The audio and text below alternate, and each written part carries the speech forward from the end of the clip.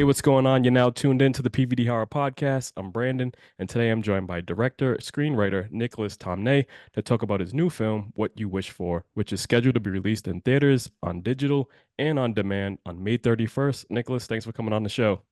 Thanks for having me, Brandon. Ah, no problem. If you like all things horror and want to get the best horror news, interviews, and reviews, Like, subscribe, and ring that bell to follow us and satisfy all your horror needs. So, Nick, you began your career as a commercial editor and director. What inspired you to get into this line of work and become a filmmaker?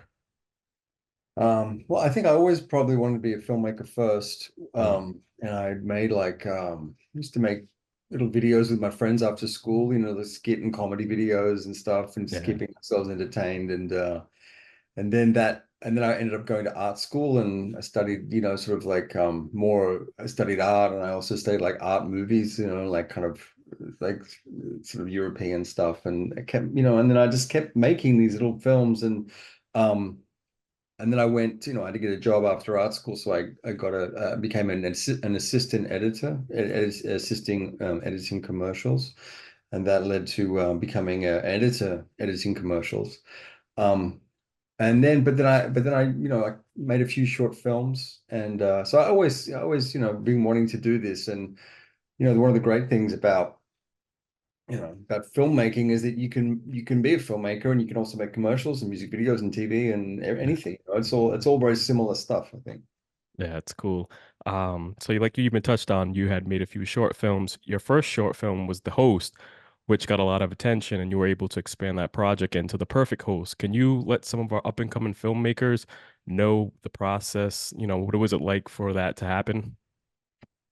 Yeah, I mean, so what happened was that like I said, I'd gone to art school and I really wanted to be a filmmaker, and I started working in advertising. And I realized when I was about 26, I was like, man, I've got to, because I'd made these short films in art school and I hadn't made anything for a few years. And I was like, I'm just gonna, like when am I going to become a filmmaker? Like I know I want to be a filmmaker. I keep going to movies, I keep talking about it, but you've Yeah. actually got to do it, right? And I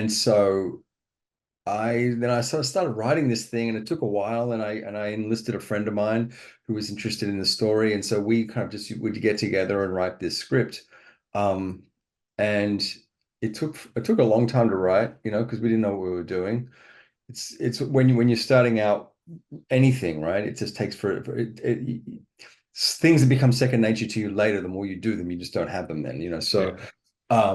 and then I got some money together to make it, and everybody, and I think it was a pretty good script, and the actors that were in it were pretty good, and that film just sort of worked. That's weird. It's Yeah. like I put it together, and you watch it, and I've made other short films that haven't worked in the same way, but that one worked. And it got a lot of, and people were, I won like a whole bunch of awards, and it got me to America actually. So Oh, that's cool. and then when I got here, I'm from Australia originally. When I got here, everyone was like, "Oh, you got to make that into a feature," and I was like, "Well, I could do something else." And they're like, "Well, where's the script?" And I said, "Well, fair enough, I don't have that. So, okay, Mm. I'll expand this into a feature film." So, that's what I did, and I wrote it, and I expanded it, and then we made it with David Hyde Pierce, and that again, that took a long time. Everything takes a long time, Yeah. everything is a I think probably the thing is that for me at least, what I've learned is that you have to commit to yourself as a filmmaker in terms of what you're doing. You have to be like, you have to decide that you're a filmmaker, like nobody else is telling you this. And if you are going to be that, it means you have to get up and write scripts and be disciplined. And you kind of have, in a way, I think probably you can't be too married to the like, oh, it has to happen here, or the result of it. That can't be the thing. It has to be more about, I'm just going to keep doing this and doing this and doing this and doing this. I mean, because look, even after I made The Perfect Host, which got into Sundance, right, which is Yep. amazing, and I got an agent, and I got all this stuff happened or whatever. I mean, making this film, nobody wanted to make this film. Nobody wanted to give me money. I mean, so it's the same deal. It's just like, and even now, I'm trying to get new representation. I'm like, Yeah. it's a constant thing. And so I think the thing that I've learned from it is that you sort of have to be completely entrepreneurial and invest in yourself as a filmmaker and say, this is what I'm choosing to do, and just try and align yourself with people that want to do it too. That's the Yeah. tricky. Yeah, that's what it's all about. It was cool because I had read that your wife actually helped you, get off the ground and helped you get the budget, So that's pretty cool when you have someone like that in your corner. So Yeah, so I tried to get the movie made through traditional means, and it wasn't happening. And then in 2019, I had another film that was actually I had a movie star attached. It was all going to happen, and that yeah, that didn't happen. And so that's kind of, it's pretty debilitating when that kind of stuff happens, like, because that was like 18 months of work, and then mm, that just like nosedived, and I was like, right. So yeah, I went to her and I said, look, I think we can make, because I've been running scripts like two a year roughly, for like yeah, 7 years. And I said, I think I can make one of these scripts for a low budget. Because obviously it had to be a low budget, and we can just, if we can find the money ourselves, then we can do this. And she has connections in Australia with financial people, and we have, friends and family, and we put our money in as well. And a whole bunch of loans to make basically cobble together the money. But what it meant was that we control the film, nobody else yeah. controls the film. We own it. That's cool. Yeah. That's a good story to hear. So, you stated before that some of your favorite films are the ones that put you under a spell and merge you into a bubble. What are some horror films that have had that type of experience on you? Um, Rosemary's Baby. I mean, really the really obvious ones. Rosemary's Baby, The Uh, Exorcist, um, Blair Witch when it came out. Although I saw Blair Witch again recently, and it was just a lot of shouting. I wasn't nah, shouting, but when I saw that when it came out, I was in the cinema, and I thought that was super cool. There's an Australian movie called The Horseman. It's pretty incredible. okay, And Wake in Fright. Look, the thing is, I'm actually not really a big horror fan. Like, the problem is that I don't have that suspension of disbelief in the mm, supernatural. Like, that's the main problem I have. But I do really like suspense movies, and I think our film is a suspense film. So like, so yeah, instead of operating on fear, it operates on suspense. And that's the sort of stuff that I'm drawn to. okay, cool. Like you stated before, your films have screened at some of the best film festivals in the world. What was that experience like for you? Because back, what was it, 12 years ago, you had gone and then now you just started going through with this new film. How was it like coming back, being in the film festival? They're all really different, I Mm, mean, every film festival has its own character and its own way of operating and a sort of energy that it generates. I would say of the film festivals that we had for this film, Fantastic Fest was the greatest experience. It's the one I okay. enjoyed the most.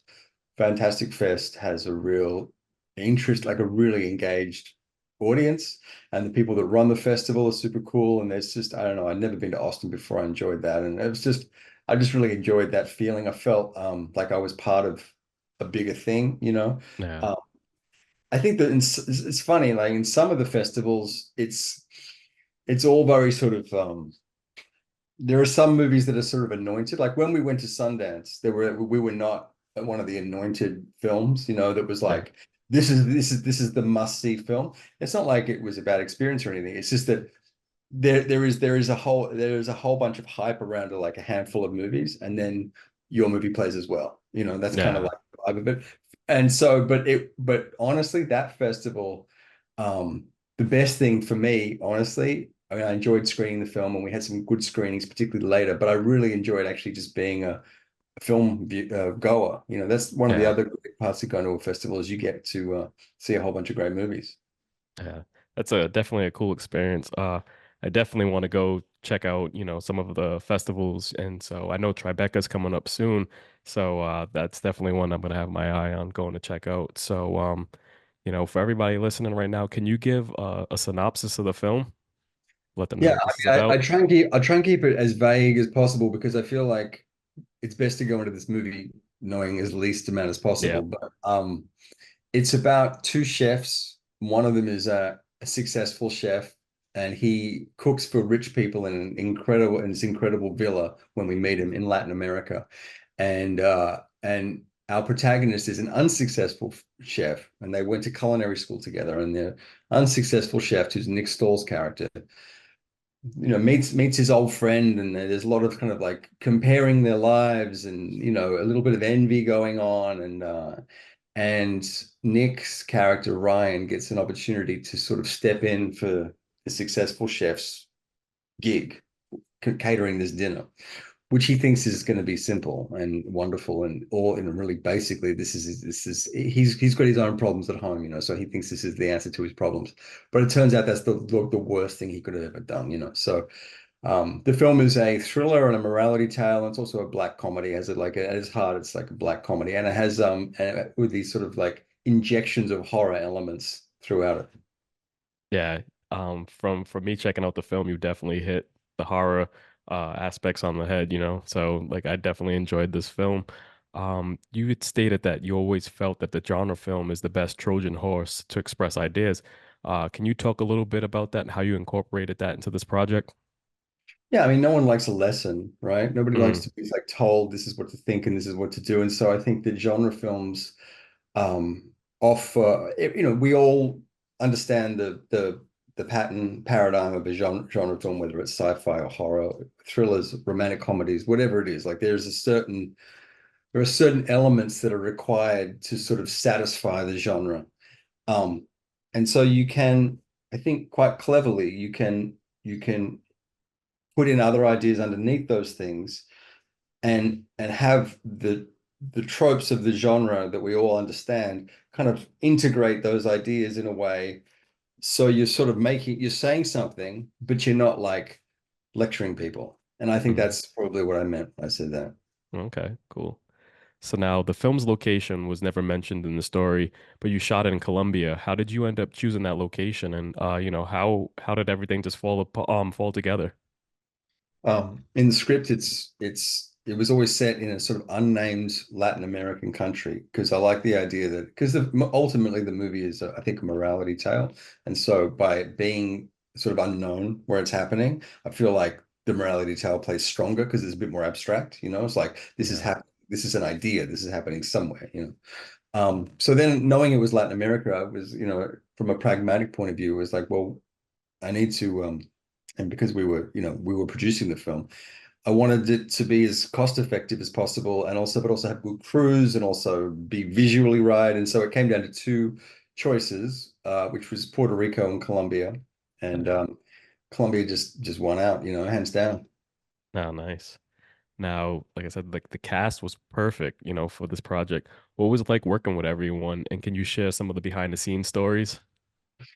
Yeah, they were great. I mean, the cast is the best part of this, I think. I mean, for me, like making a movie, just watching, because you write a script and you have there are these characters and they live on the page, but it doesn't actually mean anything until the actors start saying the lines and doing the thing.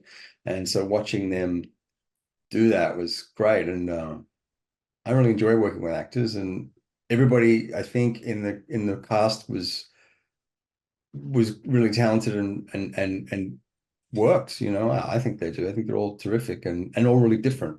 Yeah. And yeah, I mean, I think Nick operates like a movie star in the sense that he does so much with just his face and his look and his vibe and his physicality. And, he's good verbally as well. But I think his real strength lies in his ability to sort of, we can sort of read his thoughts, which is a very sort of movie star-ish quality. Whereas Tamsin is extremely precise in her acting, and so that was good for the character. And interesting, like Maurice, the Juan Carlos Messier, who plays Maurice, when he started playing him, he's a villainous role in this movie. And when he started playing him initially, he was kind of playing him heavy, but he's a really nice guy and he's really chill and he's really funny. And I was Yeah. like, what if you played him like you rather than this like he's like, what do you mean? I'm like, just like nice, like happy, energetic. And he's like, okay. And so we tried that, and then it was like that was way better. So he kind of played a kind of psychotic version of himself, which was fun. Okay.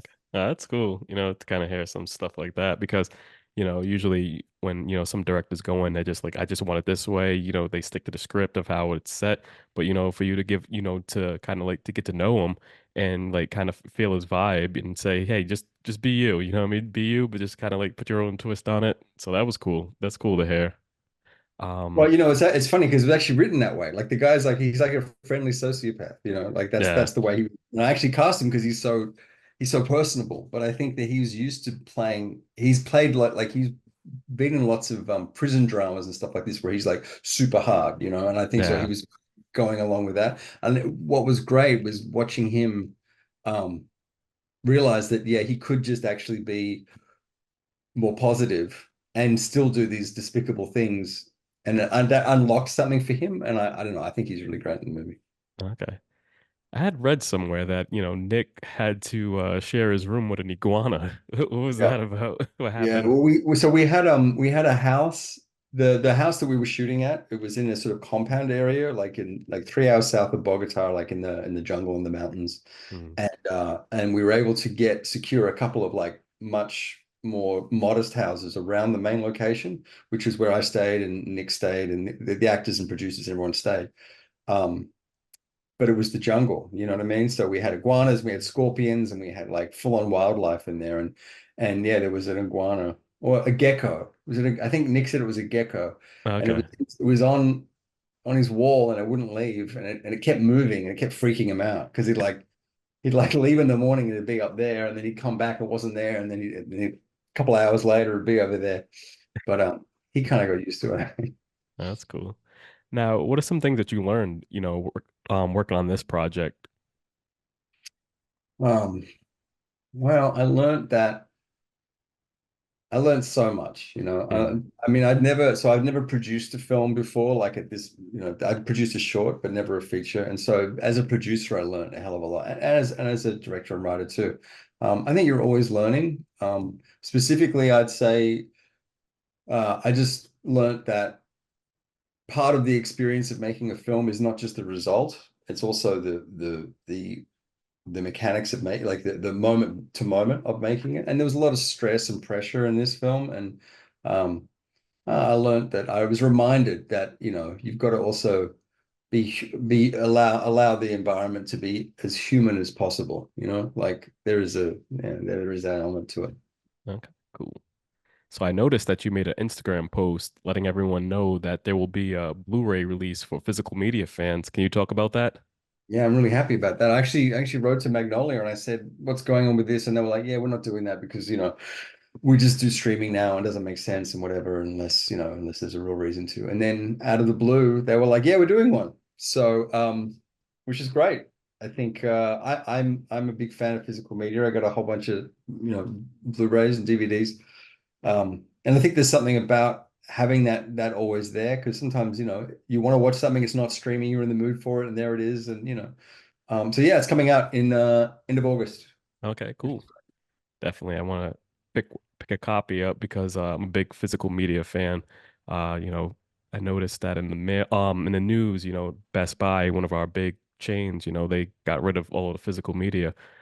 So, just having that physical media and having just owning something, it means a lot. Like you said, sometimes you don't want to stream something like that, and you always want the best quality, So like even like with you just taking your time, filming everything and the set pieces and where the location that you chose, I want to see that in the best quality. So, For sure. I appreciate it, man. Yeah, no. I feel the same way.